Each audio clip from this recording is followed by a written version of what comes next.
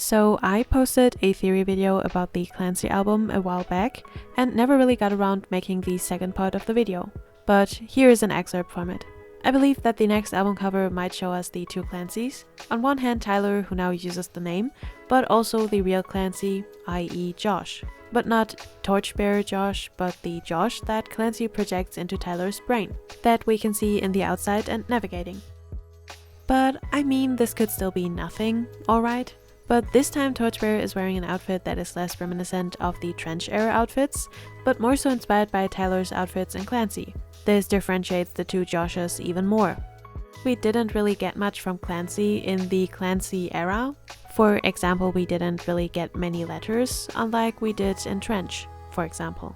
Most of the letters that were part of the FPE were letters of people in Dema or the Banditos, but not really that many were from Clancy or Torchbearer.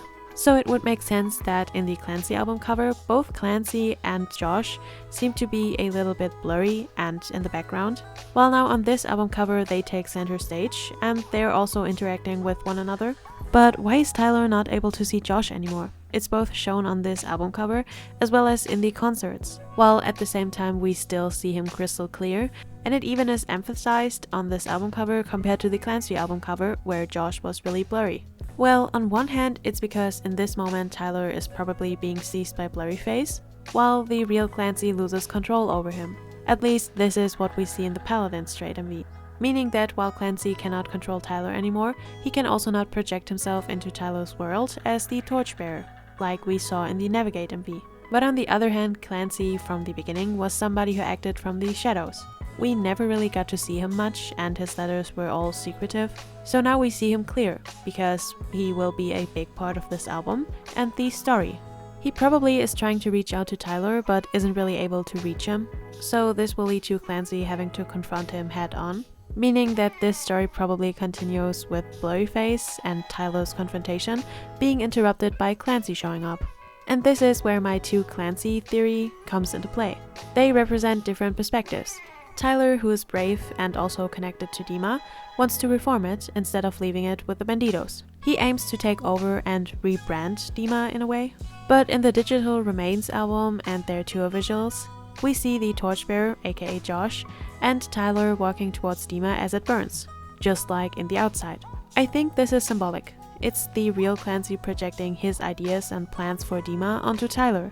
Clancy and the Banditos want to burn it all to the ground and start fresh, while Tyler wants to preserve it and reshape it. This divide is also shown to us visually. The Banditos wear yellow tape, while Clancy's followers and him wear red tape. Once Tyler realizes his Torchbearer was only a projection, he will probably figure out that he was being seized this whole time, and that he was only a pawn in this bigger plan, that he was only being used. So Tyler, no longer under Clancy's control, changes courses. He decides not to destroy Dema, but to let it continue, to change it from within by becoming a bishop himself. But of course Clancy isn't keen on this idea. He wanted to bring this place down, rebuild a new place to break the cycle once and for all. The Blurryface era to Clancy era is a loop. As many people have already pointed out, the ending of this era shows us that Tyler might become one of them, something new but still the same, a bishop. In the end he would become just like the people he fought against. There would be a new cycle, a new Clancy would rise up, and everything would become a loop. But seemingly the Breach album wants to give us an alternative ending. A breaking of the loop, a breaking of the cycle. You can always fight the cycle and start over again. It's kind of like the Icarus story. When Icarus flies too close to the sun, his wax wings melt, and he falls into the water. This is his end. No do-overs, no ifs or buts. This was the only chance he had. But what if it wasn't? I mean, a lot of the lore is connected to our mental health struggles, and typically, yeah, when you fall it feels like you will never be able to get up again, but that's not true. You can come back from this and you can try again, and every time you do you get a little bit stronger. You have to burn and rebuild, just like a phoenix rising up from his own ashes. To me, the ending of this story has to be connected to renewal, rebirth, and second chances. And another thing that is interesting with the Clancy album cover is that when we apply this logic to it, then this would be Tyler acting as Clancy. But why is the Torchbearer on the cover blurred? To me, this is the real Clancy. In this era, both Tyler and we got to know that this torchbearer isn't real through the Navigating MV. To me, this is Tyler being seized by Clancy. He takes on the form of a person he trusts and helps him with the plan, in a way using Tyler like a pawn. Once he meets the real torchbearer, Clancy vanishes, because now he doesn't need to lead him anymore. This is taken over by the real torchbearer. He continues to look over the banditos and Tyler through seizing the vultures, which we know is possible. But while Clancy thinks that his plans are working out and that they're already set in motion, Tyler has doubts about this plan, now that he knows that he was kind of played like a pawn, and now that he knows that the torchbearer that he was working with all along wasn't really the actual torchbearer. So now this album cover that is showing us a not blurry torchbearer, and the hello blurry face and hello Clancy, to me kind of imply that this era is about the real Clancy confronting both Nico and Tyler. The both of them seem to want to work together. At least from the last letters, we know that Tyler isn't really keen on the idea of leaving Dema behind. He kind of wants to reform it. Remember how he talks about Dema in the I Am Clancy video. He seems to have friends there and that he likes or at least respects them. And this doesn't really fit the Inferno motive, but unlike the banditos, who seem to know that when you keep Dema alive, the cycle will continue, like we get to know in the letters, Tyler seems to think differently. And this is also why he doesn't take the jacket. It's also why he ends up confronting the bishops by himself, and it's also the reason for why he is talking about taking over Dema. It's because Tyler believes that a rebranding of Dema would solve all of these problems, while he doesn't actually realize that this is a cycle.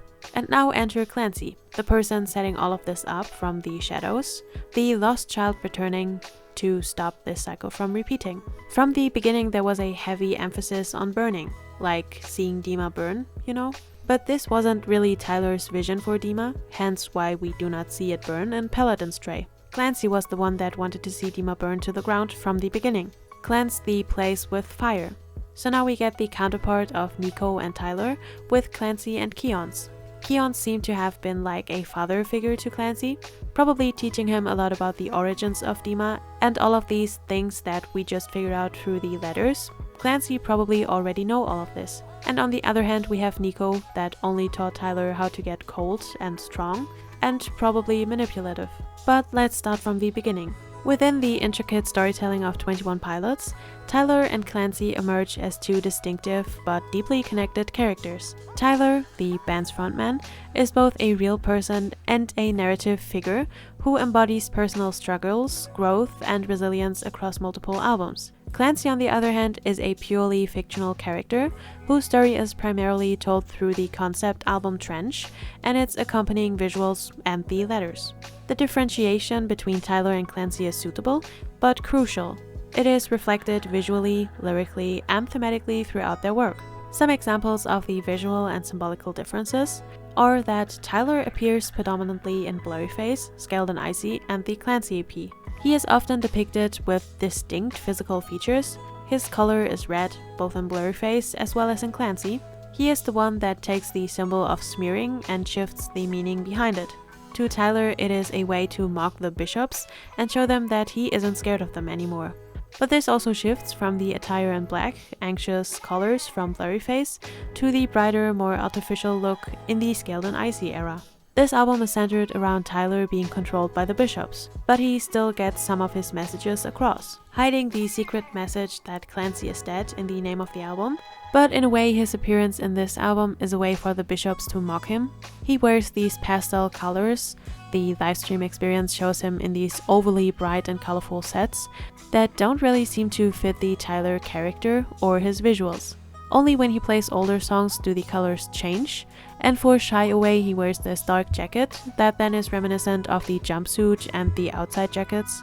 His portrayal suggests a fighter, someone who actively confronts his inner demons, like Nico, with the way he dresses and acts. Clancy, conversely, is portrayed mainly in Trench and through the letters included in this era. He is depicted in earthly, muted tones and often in vulnerable or captive scenarios within the city of Dema. Also fitting the fact that we see the small scar on Tyler's nose. It is not yet there in Heavy Dirty Soul, but is heavily featured in the Trench era. So in Heathens he has it, that sometimes is believed to be partly the first step into the Dema storyline, since it shows off Tyler escaping with the help of Josh, and he starts wearing yellow as a symbol of rebellion. When at the end it shifts back to orange, this seems to be a symbol of Tyler having tried to escape multiple times unsuccessfully. In jumpsuit then, he also has the scar and the yellow tape. The banditos find him and try to help him, but in the end Nico still gets to him. But still there's this rebellious flame that starts in Tyler. Then in Nico and the Niners, the scar is gone. But we get to see by the end that Tyler and the torchbearer already know one another, so they must have met before. But we can also see that before he joins them, he tries to get away from them, so I believe this to be Clancy. He is a shy person that tries to stay out of conflict, and he got to know the banditos through his multiple attempts to escape. He doesn't have a scar, because he didn't have to go through what Tyler went through. Tyler has Nico as his bishop. We get to know him as a tyrant that doesn't really care about his people. On the other hand, Clancy had Keons, a bishop that is almost like a father to him. Sounds stupid maybe, but he seems to be a little bit spoiled. As much as you can be spoiled in a place like Dema at least. But seemingly he isn't even that scared of Dema, he just doesn't really like the helpless feeling and the dark atmosphere there. But other than this, he describes being taken away by Keons as something positive, as though he was really scared of being in Trench, and wasn't that scared of being in Dema. Probably because he was used to the place, but still it seems like he doesn't really mind being in Dema because of his bishop Keons. While on the other hand, Tyler kind of minds being in Dema because of his bishop Nico, who seems to mock him and generally doesn't seem like a really nice guy. So maybe Clancy doesn't have the score because he is softer. When he realizes that he can't get away from the banditos, he joins them. He is the involuntary leader of the rebellion, like we see in Levitate. And we also see this emphasis on vultures in the Levitate video, so they are made up to be a symbol of the rebellion, also being on the cover of Trench and all. Keep this in mind for later. I'm also, after all of these years, still not sure if this is a seized person, or somebody loyal to Dema that is undercover with the banditos. I don't know, but it definitely shows that Clancy can't really feel safe with them, because even in the banditos camps, it still seems like the bishops can reach him. Even though he got away with the banditos and says in Leave the City, in Trench I'm not alone, these faces facing me, he still got caught and almost seems like he intentionally is giving up. In Leave the City, it is suggested that Clancy is leaving the city, so Dema, or disappearing. A transition that makes room for a new character, i.e. Tyler, to take over. The burning is so low it's concerning, cause they know that when it goes out, it's a glorious gone. It's only time before they show me why no one ever comes back with details from beyond. This leads us to think that Clancy is almost gone. Being a glorious gone is a symbol for ending it. But then, in time I will leave the city. For now, I will stay alive. His will to keep on going shows up. He decides to leave this place behind, something that for the introverted, anxious Clancy would almost seem impossible. But he does it, and then... But this year, though I'm far from home, in Trench I'm not alone, these faces facing me. He finds friends in the banditos. This is where his plan, with the banditos to defeat Dema, could have started. Again, it's not really clear if we are following Clancy or Tyler in the Trench era, but I will almost go ahead and say that it's a mix of both. Through the letters, we get to know that Tyler and Clancy share a lot of experiences, so both Clancy and Tyler could have gone through the same experiences, but with different outcomes because of their different personalities and perspectives. Clancy seemed almost happy to have been caught and brought back to Dema by Keons. That is also why I believe Clancy to have been hiding in Dema this whole time. While on the other hand, Tyler seemed to be happy to be out of Dema.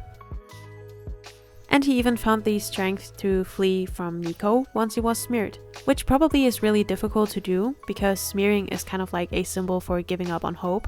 So Tyler must have really had a lot of hope, and Tyler not giving up on hope and still struggling to get away from Nico, like we get to know in the letters. So this of course made Tyler the perfect candidate to take over the role of Clancy, to become the symbol of the rebellion. It kind of feels like Clancy seems to only get more melancholic and hopeless, feeling like trying to get away is never going to really work out, while Tyler on the other hand seems to only get braver with every time he gets away. Tyler is the one who seeks freedom with a courageous nature. His courage is underlined by the scar that adorns his face. This is a symbol of hope, of bravery in the face of failure and hurt. And this is where I believe Tyler and Clancy to switch places. Clancy starts his plan. He is going to go into hiding and making everyone believe that he is dead. Tyler will take over the rebellion, a much better fitting candidate to do so. But when he takes over for Clancy, he is captured by the bishops, and he is made to create Scaled and Icy. An anagram for Clancy is dead, something he hides there for anyone to find. Since he has to act as though he is Clancy, he also hides away his scar and tries to not get caught by Nico, who would know that this is not the real Clancy because Nico and Tyler seem to have a really deep connection. In Saturday, we see him have this bright pink hair and no scar. But I still believe that this is Tyler dressed as Clancy, because Saturday leads into the outside. And in the outside he gets washed up on a shore, makeup and hair dye washed away, and now he is back to his dark hair and no scar. So yeah, I believe that in Saturday, because he is dressed as Clancy, he also is covering up his scar, and that the bishops made him dye his hair to make him appear less dark, less melancholic. In the outside, Clancy's plans come into full force. Keons gave his own life away to bring Tyler to this island. Since he is dead, there are new horns growing from one of the net's heads. Now Tyler can become a weapon, he can take on these new powers, while Clancy seizes him and gives him advice in the form of the torchbearer. While Clancy, who is hiding in Dema, can still at the same time help the banditos plan the rebellion. And that is also why we see, at the end of the outside, that the banditos light their fires to guide Tyler back to Trench. I mean, if the ship going under in the Saturday MV and him being washed ashore in the Outside MV wasn't planned from the beginning, then how would the banditos know that Tyler is still alive, and how would they know that they would have to guide him back to Trench?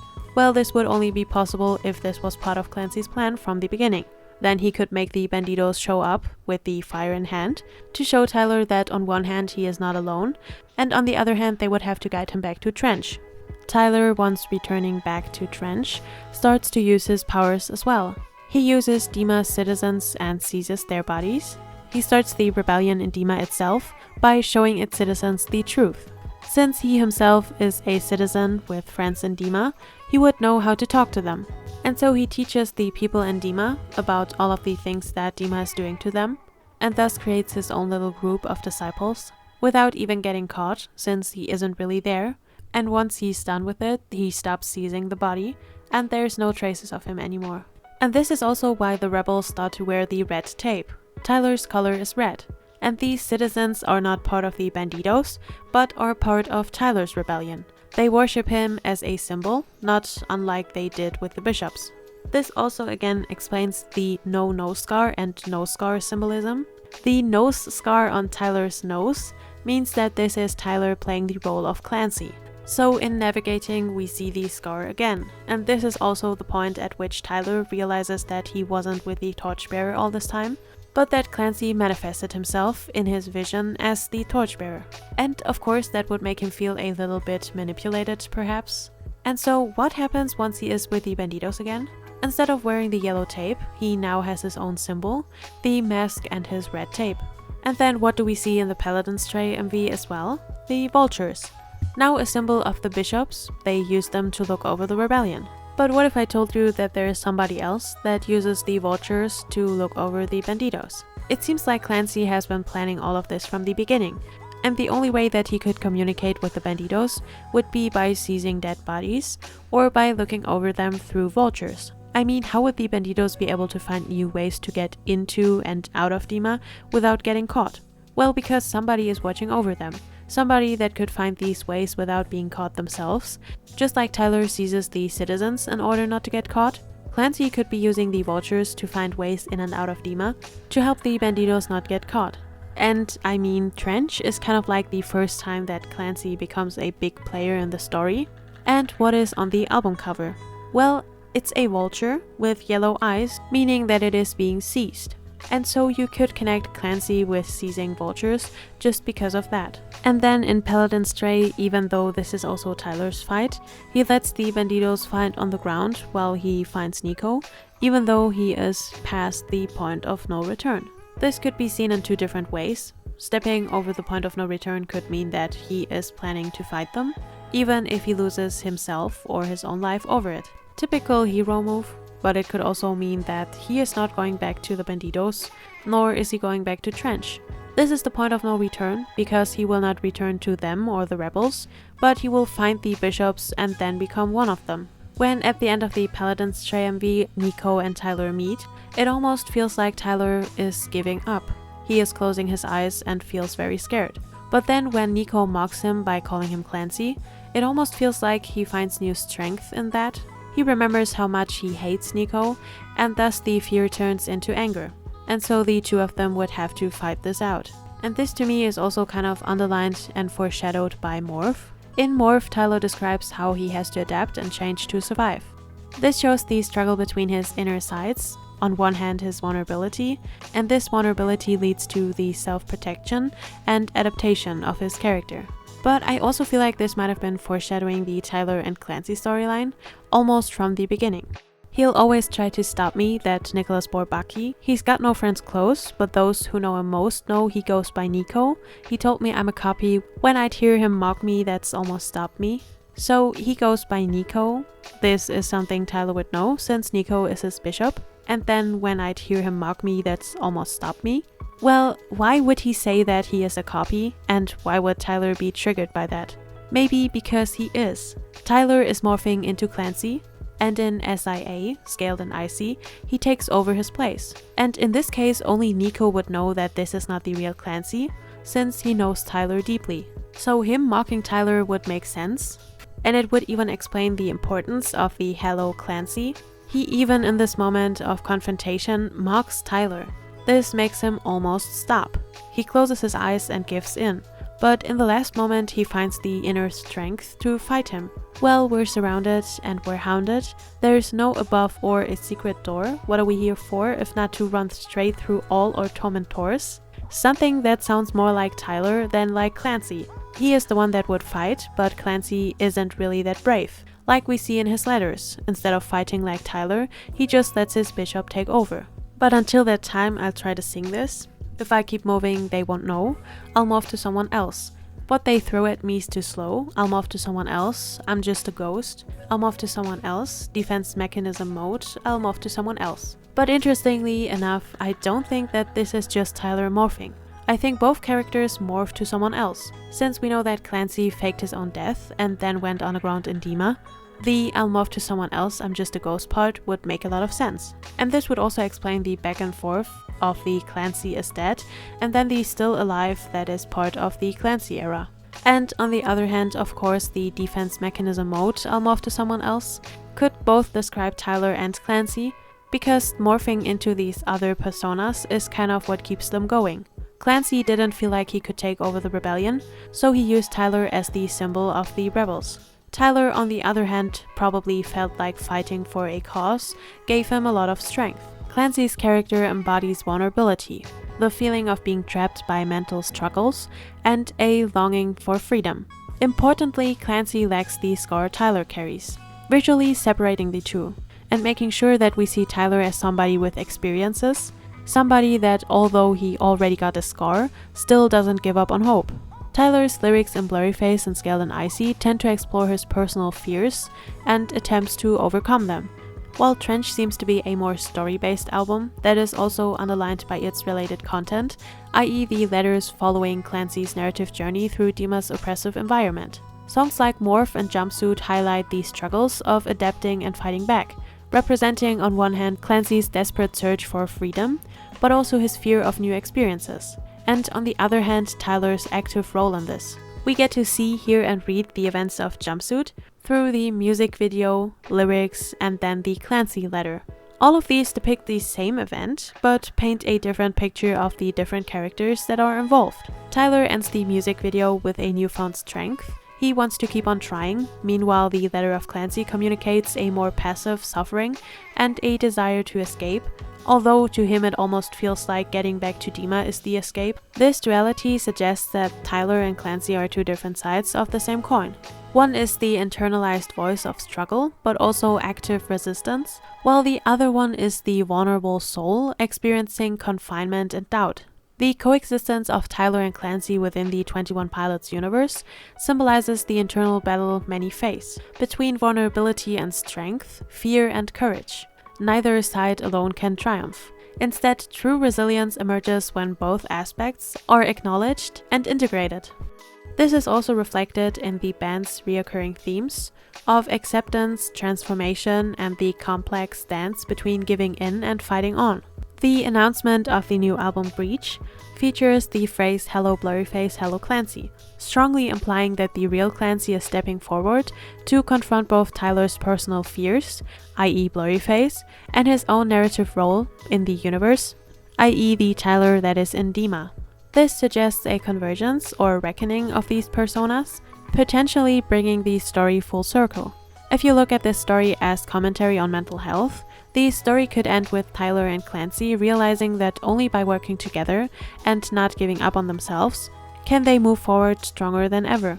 And while they maybe cannot defeat Nico forever, they can still take away his powers. So in a way, the meaning would be that you should accept all of these different sides of yourself and try not to hide them away.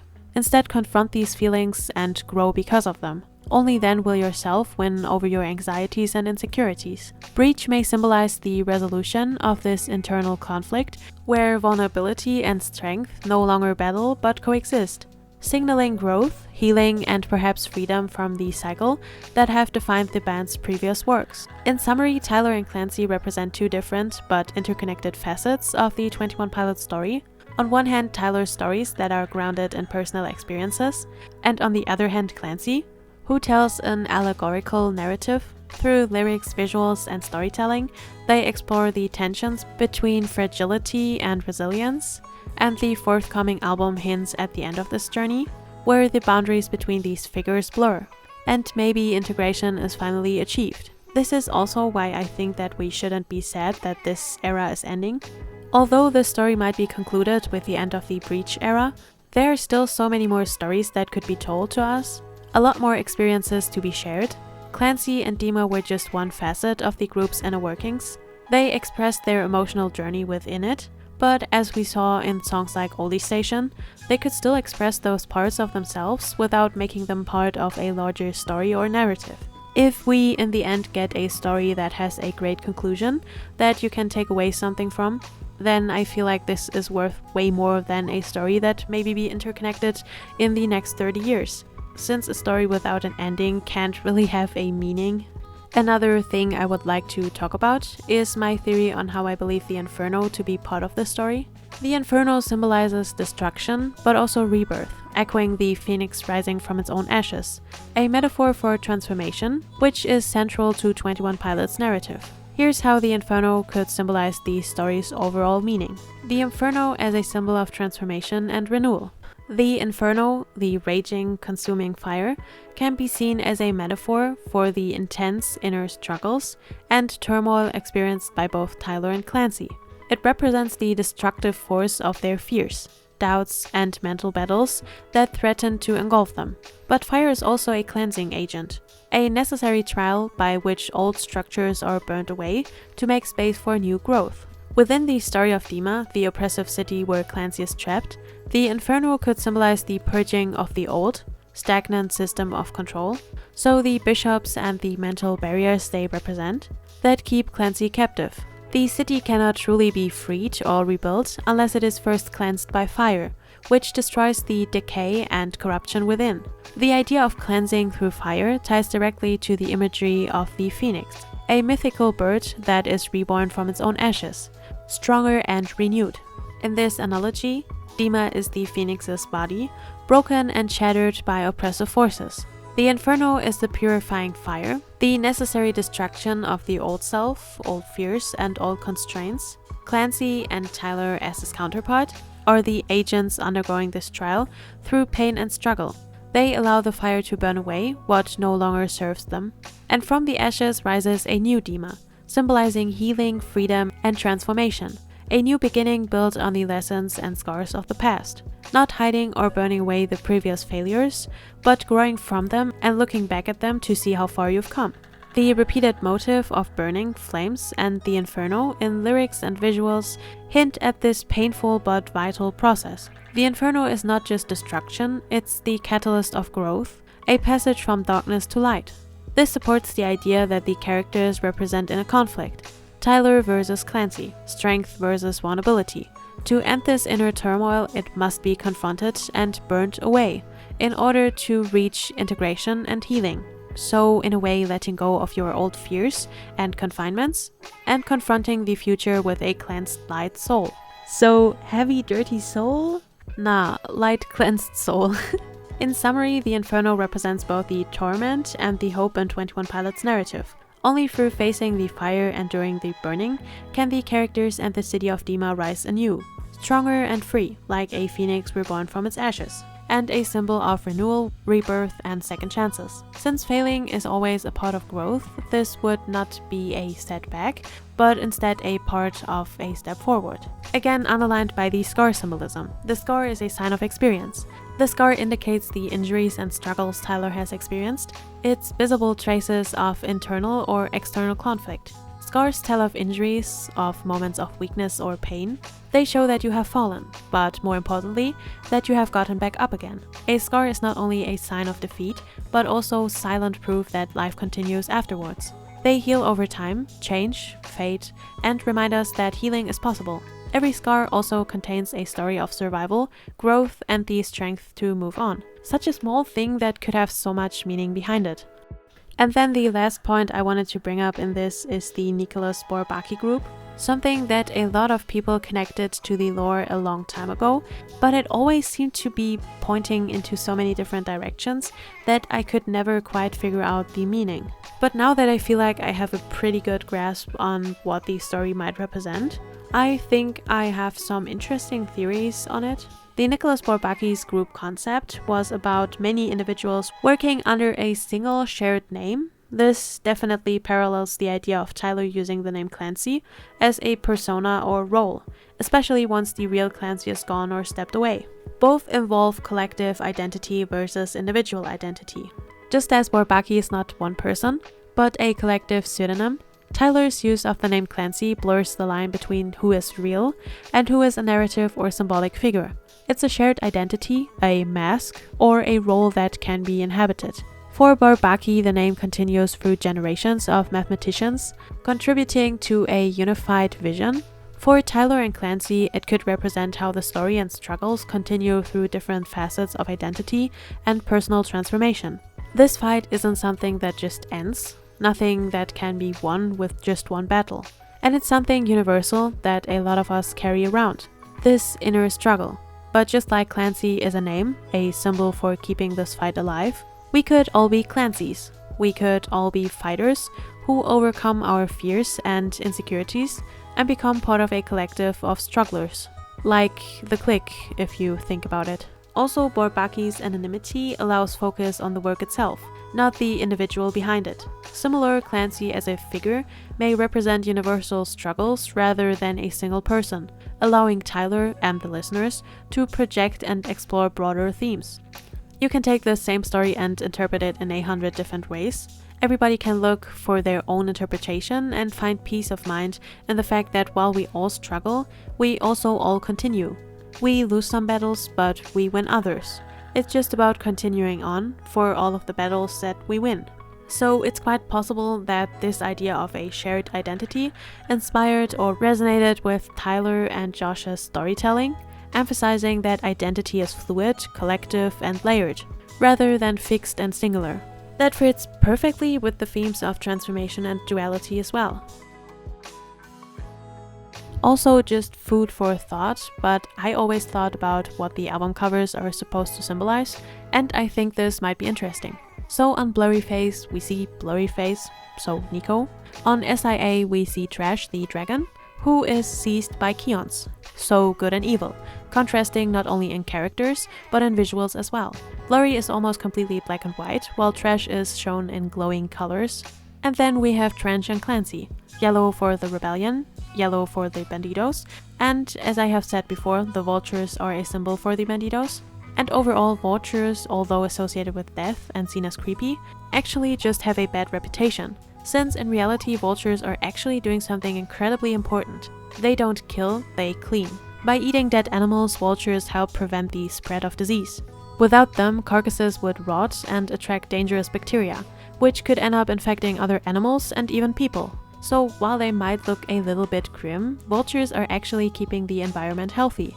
In a way, they're not bringers of death, but they are protectors of life, which at least to me connects them to the banditos even more, who also keep Trench a better place by helping anyone they find wandering around.